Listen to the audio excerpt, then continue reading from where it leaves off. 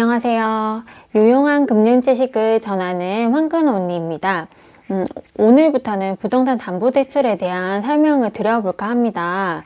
사실 부동산 담보대출은 최근 몇 년 동안 정부 규제가 계속 되고 있다 보니까 없던 내용이 추가가 되기도 하고 있던 내용이 바뀌기도 하기 때문에 사실 영상을 준비하는 것이 맞을까? 왜냐하면 너무 변경되는 게 많다 보니까 그래서 고민을 좀 많이 했는데요.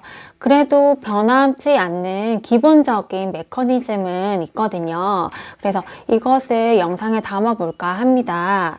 그래서 앞으로 등재될 부동산 담보대출의 영상은 꼭 참고용으로만 봐주시고 실제적인 상담은 꼭 은행 창구를 통해서 이루어지시기를 바랍니다.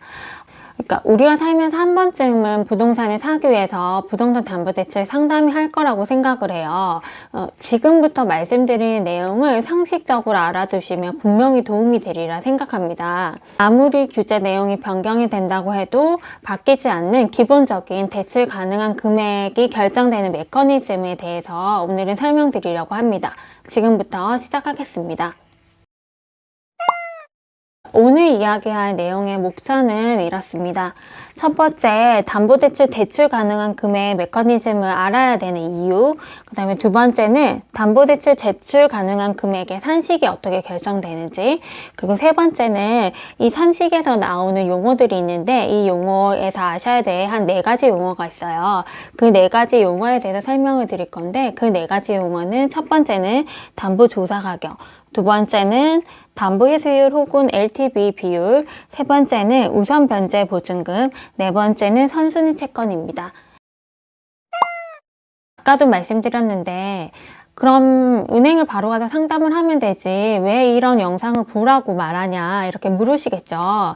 그 이유가 한 2가지 정도 있다고 생각은 하는데 첫 번째 이유는 배경 지식이 있으신 채 이제 은행원의 설명을 들으셔야 상담 시간이 줄어들고 상담을 위해서 은행을 방문하는 횟수가 줄어듭니다. 대출을 받으시기 위해서는 최소 은행에 한 2번에서 3번 정도로 왔다 갔다 하시거든요. 그리고 은행원으로서 이제 상식이 있으신 분께 설명을 해드리는 것과 그렇지 않은 분께 설명을 해드리는 것과는 정말 상담의 질이 너무 많이 차이가 납니다. 근데 그 기본적으로 아셔야 되는 상식적인 내용이라는 게 크지 않거든요. 지금 제가 영상에 담고 있는 이 정도만 아셔도 충분합니다. 저는 이제 상담을 할 때 요 정도만 좀 알고 오시면 정말 좋겠다 이런 생각을 참 많이 했거든요. 그래서 그렇기 때문에 이 영상을 사실 만들고 있는 겁니다. 두 번째 이유로는 대출 가능한 금액이 나오는 메커니즘을 우리가 상식으로 알아둘만 해요. 왜냐면 우리가 살면서 한 번쯤은 부동산을 사기 위해서 대출 상담을 할 거라고 생각해요. 그리고 이 영상을 보시는 분들은 내 집 마련 뿐만 아니라 내 집 마련 더해가지고 빌딩도 사시고 상가도 사실 분들이라고 저는 생각하거든요. 그렇게 부동산을 사실 때 대출을 꼭 끼고 사시게 될 건데요. 그때 지금부터 말씀드린 내용을 상식적으로 알아두시면 분명히 도움이 될 거라고 생각합니다. 담보대출의 대출 가능한 금액은 이 산식 하나만 이해하시면 끝납니다. 1번에 해당되는 금액 그리고 2번에 해당되는 금액을 비교해서 작은 금액으로 대출 가능한 금액이 결정이 되고, 자 1번에 해당되는 금액은 DTI, DSR, DBR로 산출되는 대출 가능한 금액이에요. 그리고 2번에 해당되는 것은 담보조사 가격에다가 담보회수율이나 혹은 LTV를 곱해가지고 거기에 우선 변제금을 빼고 선순위 채권도 뺀 금액이 대출 가능한 금액으로 결정이 납니다. 다시 말씀드리지만 1번과 2번에 산출되는 금액을 비교해서 작은 금액이 담보대출 가능한 금액으로 결정이 됩니다. 그러면 1번에 해당되는 금액을 먼저 설명을 드려야 되는데 사실 1번에 해당되는 금액에 대해서는 다음 시간에 설명을 드리려고 해요. 그리고 은행에서는 1번에 해당되는 이 3가지 비율은 전산에 의존해서 산출이 되고 있습니다. 이제 정확하기 위해서는 사실 전산을 통해서 확인을 하시는 게 맞거든요.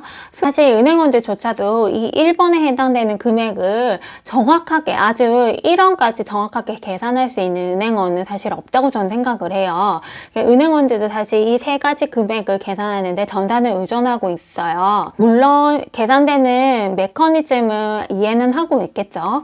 하지만 금액을 정확하게 받아보시기 위해서는 꼭 은행에 창구에 가셔서 전산을 돌려서 나오는 금액을 신뢰를 하시라고 말씀드리고 싶습니다. 하지만 DSR은 상식으로 아시는 게 좋습니다. 이 대출을 받으시려면 DSR이라는 용어 정도는 상식적으로 아셔야 되는 시기가 온 것 같아요. 다음 시간에는 DTI와 DSR과 DBR에 대한 개념을 대충 설명을 드리고 특히 DSR에 대해서 자세히 설명을 드리겠습니다. 오늘은 이번 개념에 대해서 자세히 설명을 드리려고 하고 있어요. 이번에 이 산식을 이해하기 위해서는 여기에 나오는 용어 4가지를 이해하면 되죠. 왜냐면 이게 연결된 게 곱하기, 빼기, 빼기이기 때문에 이 용어 4가지만 이해하시고 값을 찾아가지고 거기에 곱하기하고 빼기, 빼기만 하면 되는 거거든요. 그래서 이 4가지 용어에 대해서 자세히 설명을 드리겠습니다. 첫 번째 설명드린 담보조사 가격은 부동산의 가격이라고 생각을 하면 돼요. 근데 이 가격이 시세 정보가 있는 KB 시세로 평가를 합니다. 자, 시세 정보가 있는 경우는 보통은 아파트나 오피스텔이라고 생각하시면 돼요. 사실 부동산이라는 게 공산품이 아니다 보니까 그러니까 뭐 마트 가서 손쉽게 살 수 있는 뭐 신라면, 뭐 과자 이런 거 아니죠.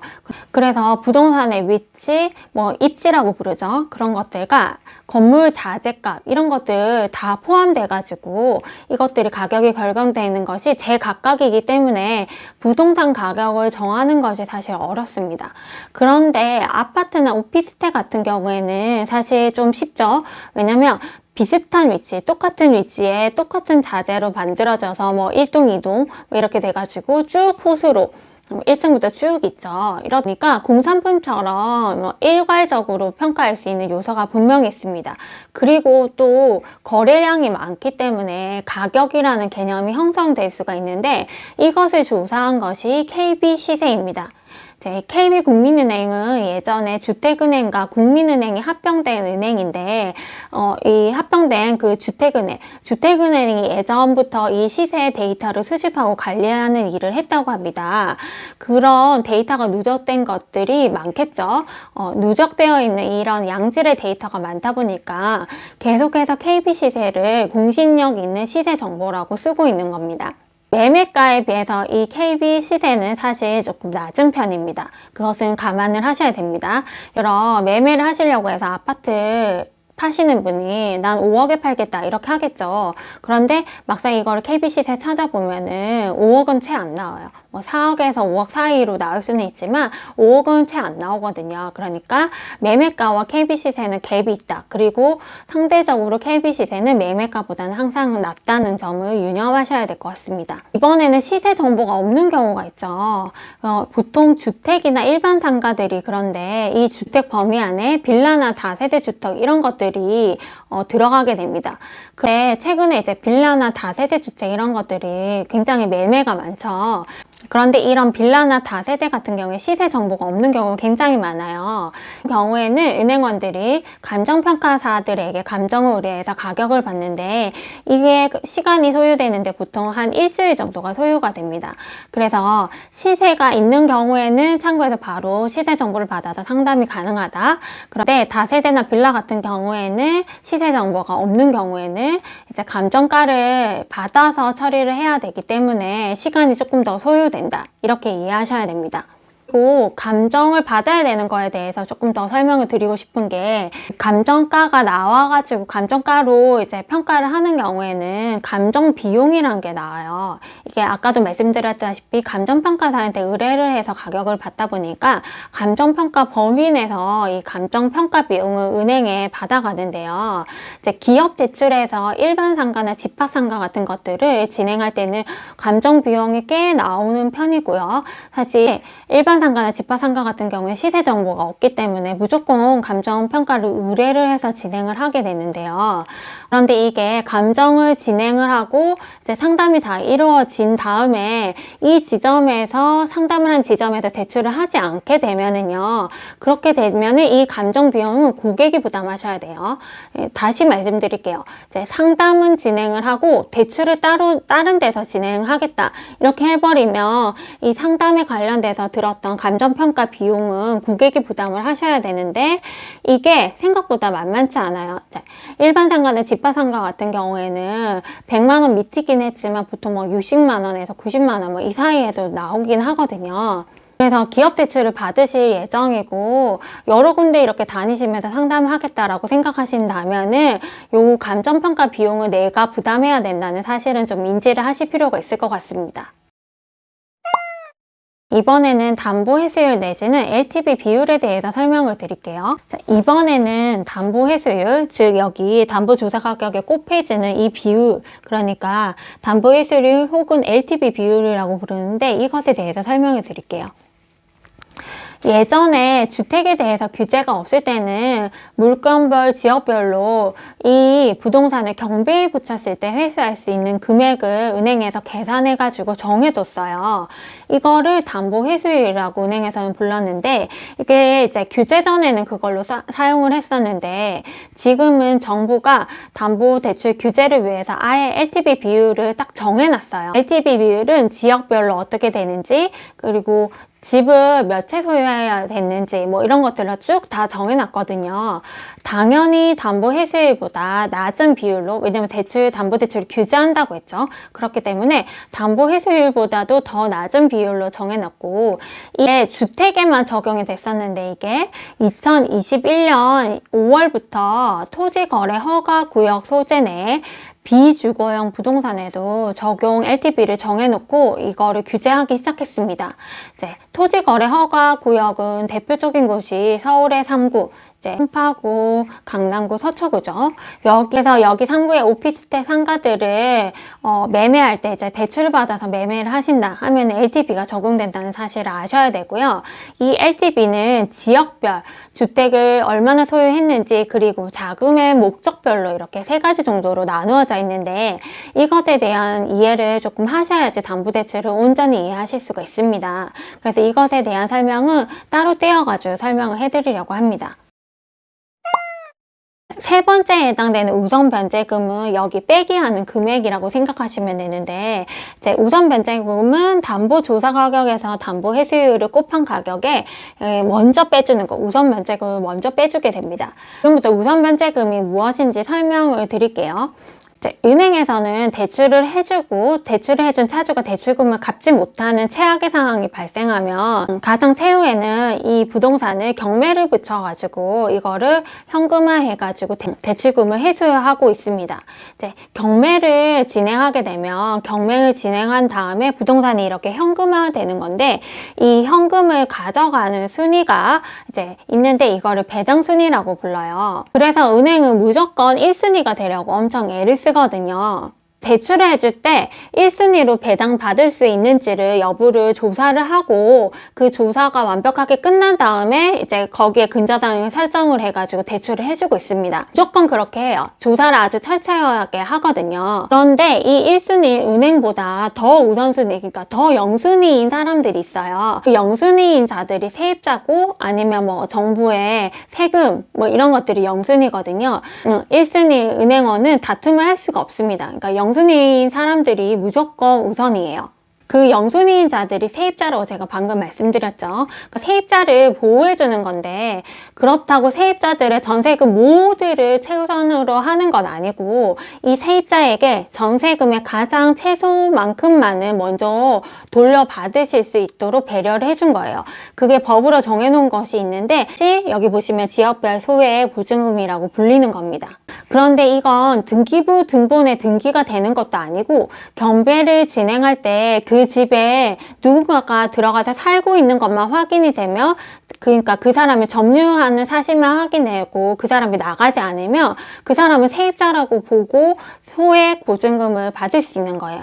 그러니까 은행 입장에서는 자기들이 암만 1순위라고 잘난 척을 해봤자 여기 경매를 진행할 때 점유하고 있는 세입자를 이길 수가 없는 거죠. 그러니까 정확하게 말하면 그 세입자의 지역별 소액 보증금을 이길 수가 없는 겁니다. 그러니까 은행은 이런 최악의 상황까지 고려를 해서 대출 가능한 금액에서 지역별 소액 보증금을 빼고 대출을 해주게 되는 겁니다. 그래서 지역별 소액 보증금은 법으로 정해져 있는 거고 이게 2021년 5월 11일 이후에 조금 개정이 됐어요. 그래서 서울은 이게 5천만 원, 수도권 가열 억제권 내 서울을 제외한 지역은 4,300만 원, 그리고 그 외 광역시는 2,300만 원, 그 밖에는 2천만 원 이렇게 법으로 제정이 되어 있습니다. 그리고 이 금액은 방별로 적용을 해요. 그러니까 집으로 적용하는 게 아니라 방별로 적용을 해요. 왜냐면 방마다 세입자들이 살 수 있다고 생각을 하는 거죠. 그런데 아파트 같은 경우에는 방이 여러 개 있어도 그냥 방 한 개로 보고 뺍니다.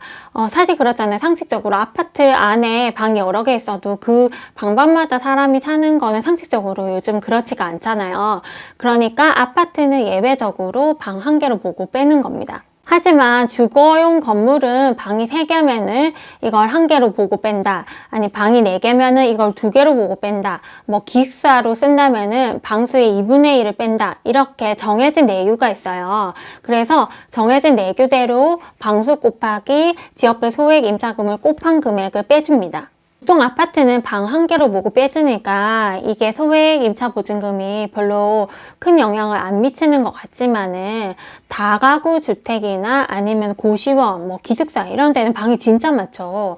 그러다 보면 이 방수대로 이 금액을 다 빼주다 보면 대출 가능한 금액이 정말 안 나와요. 그래서 제가 기업 대출 진행할 때 고시원 취급을 해보면은 정말 대출 가능한 금액이 적게 나오거든요. 이게 소액 임차 보증금을 방수대로 빼기 때문에 그런 겁니다. 그런데 최근에는 아파트도 대출 가능한 금액이 많이 나오지 않죠. 왜냐면 LTV 비율을 적용하니까. 그래서 이 소액 임차 보증금을 빼지 않는 방법으로 2가지 방법을 꼭 적용해가지고 담보대출을 취급하고는 했어요. 그게 모기지 보험 MCI와 모기지 신용보증 MCG를 적용하는 건데, 근데 MCI는 아파트와 오피스텔에 적용이 되는 거고, MCG는 조금 범위가 더 넓게 해가지고 주거용 물건에는 모두 다 적용이 됩니다. 그리고 MCI 보증료는 은행 부담이고 MCG 보증료는 고객 부담이라서 보통 은행원들은 MCI 먹인다 이렇게 해가지고 MCI 먹여서 진행한다 이렇게 말들을 하곤 하는데요. MCI로 진행이 안 되는 경우에만 MCG로 진행을 하는 편입니다. 그런데 2021년 이제 하반기 돼가지고는 이 MCI랑 MCG도 적용하지 못하게 이제 되었죠. 그러니까 담보대출 진행할 때 대출 가능한 금액을 정말 최소화 시켜가지고 대출받아서 집을 사거나 뭐 주거용 건물을 사지 말라는 정부의 의도입니다. 네, 마지막으로 이 선순위 채권 여기 보시면 이 마지막으로 선순위 채권을 빼줍니다. 이거는 이제 등기부 등본에 표시되어 있는 거고 등기부 등본을 딱 폈을 때 근저당 금액을 은행원들이 봐요. 그래서 근저당 금액을 빼주는 건데 근데 만약에 이 집에 세입자가 산다면은 그 전세 보증금도 선순위 채권으로 보고 빼줍니다. 그런데 이제 참고로 말씀드리면 우리가 경매를 진행할 때 은행은 무조건 배당 순위가 1순위가 되도록 해놓는다고 했죠. 그런데 이 1순위 은행들 중에서도 뭐 국민은행, 신한은행 되게 많잖아요. 근데 이 근저당권이 1순위에 해당이 되거든요. 그런데 이미 근저당이 신한은행 뭐 아니면은 다른 은행에서 설정이 되어 있는 거예요. 이렇게 되면은 국민은행 같은 데서 취급을 할 때 은행원이 어떻게 말하냐면 이 설정되어 있는 1순위 이거를 끄고 오세요. 신한은행에서 근저당 설정되어 있는 거 끄고 오세요. 이렇게 말하거든요. 이 이유가 1순위 내에서도 먼저 근저당을 설정한 사람이 우선이기 때문에 그렇습니다. 자, 지금까지 설명드린 이 메커니즘은 기업 대출에도 적용이 되고 가계 대출에도 적용이 되고 시중은행에도 적용이 되고 뭐 지방은행에도 적용이 되고 담보대출 모두에 적용되는 내용입니다. 그래서 이 정도의 메커니즘을 알고 은행원들과 이야기하시면 훨씬 이해가 잘 되실 겁니다. 그리고 다음 영상에서는 오늘 설명하지 못한 LTV 비율과 그 다음에 DSR에 대해서 설명을 좀 드릴게요.